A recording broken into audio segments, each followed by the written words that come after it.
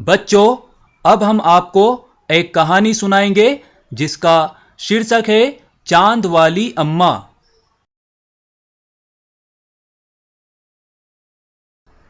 बच्चों, बहुत समय पहले की बात है। एक बूढ़ी अम्मा थी, बिल्कुल अकेली। उसका अपना कोई ना था। घर का कामकाज उसे खुद ही करना पड़ता। सुबह उठकर कुएं से पानी लाना, खाना बनाना आदि। उसके साथ एक परेशानी थी। जब वह आंगन की झाड़ू लगाने जाती, तभी आसमान आकर उसकी कमर से टकराता। अम्मा उसे घूर कर देखती तो वह थोड़ा हट जाता। फिर वह जैसे ही दोबारा झुकती, आसमान फिर अपनी हरकत दोहराता। लगातार कई दिनों तक यही क्रम चलता रहा।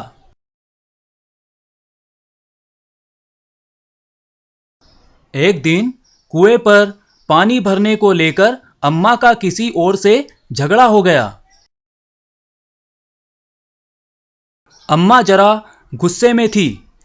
वह झाड़ू उठाकर आंगन में गई और जैसे ही झुकी, आसमान ने अपनी आदत के अनुसार उसे फिर छेड़ा।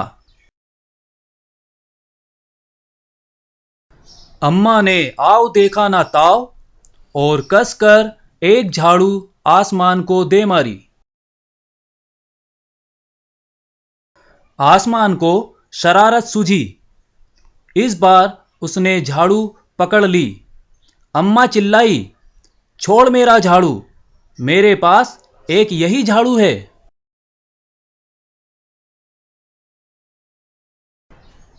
आसमान ने झाड़ू खींचना नहीं छोड़ा। अब वह झाड़ू के साथ ऊपर उठने लगा।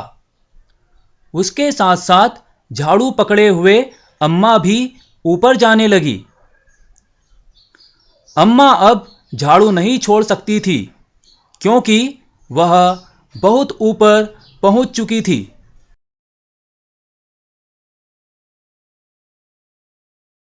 तभी उसे वहां चांद दिख गया। झट अम्मा ने पैर बढ़ाया और चांद पर चढ़ गई, पर झाड़ू नहीं छोड़ी।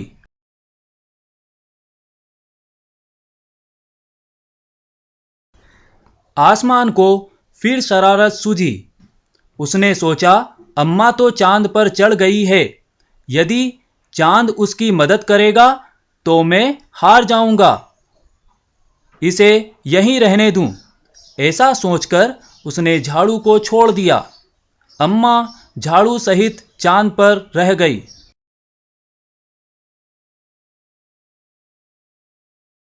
वह इतना थक गई थी कि झाड़ू पकड़े पकड़े ही चांद पर बैठ गई। आसमान ऊपर चला गया। उस दिन से आज तक बूढ़ी अम्मा झाड़ू पकड़े चांद पर बैठी है।